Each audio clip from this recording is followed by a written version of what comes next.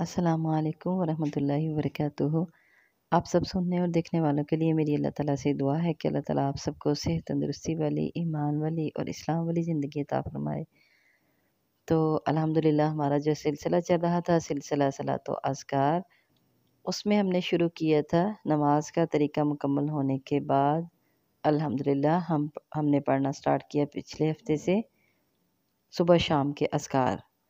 تو ایک دعا ہم نے پڑھی صبح شام کے اذکار میں، اب آج انشاءاللہ العزیز ہم دوسری دعا پڑھیں گے۔ تو دوسری دعا جو ہے یہ بھی صبح و شام 3 بار پڑھنی ہے۔ پہلی والی ہم نے جو پڑھی تھی وہ 7 مرتبہ تھی، یہ صبح اور شام 3 مرتبہ۔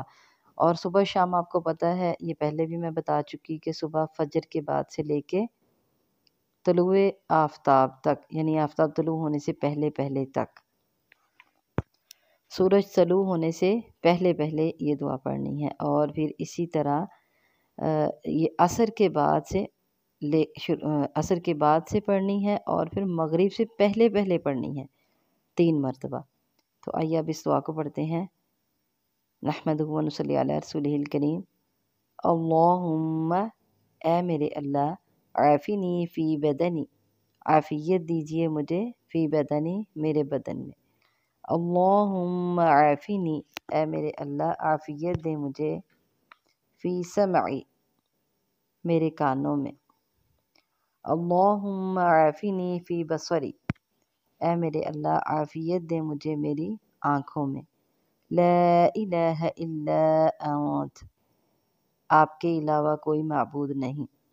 اللہم انی اعوذ بک، اے میرے اللہ انی اعوذ بک، بے شک میں آپ کی پناہ میں آتی ہوں، من الکفر، کفر سے، والفقر، اور فقر سے، غریبی سے، محتاجی سے۔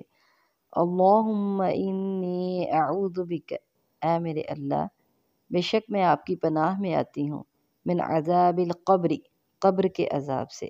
لا الہ الا انت، آپ کے علاوہ کوئی معبود نہیں۔ دوبارہ سن لیں۔ اللہم عافنی فی بدنی، اللہم عافنی فی سمعی، اللہم عافنی فی بصری، لا الہ الا انت، اللہم انی اعوذ بک من الکفر والفقر، اللہم انی اعوذ بک من عذاب القبر، لا الہ الا انت۔ تو یہ دعا ہے جس میں ہم اپنے جسم میں، کانوں میں، آنکھوں میں، پورے جسم میں اللہ تعالیٰ سے صحت، تندرستی اور عافیت کا سوال کرتے ہیں، اور پھر ہم محتاجی سے، کفر سے اللہ کی پناہ میں آتے ہیں، عذاب قبر سے اللہ کی پناہ میں آتے ہیں۔ تو اس دعا کو صبح شام کے اذکار میں لازمی پڑھا کرے۔ اللہ ہم سب کو توفیق عطا فرمائے۔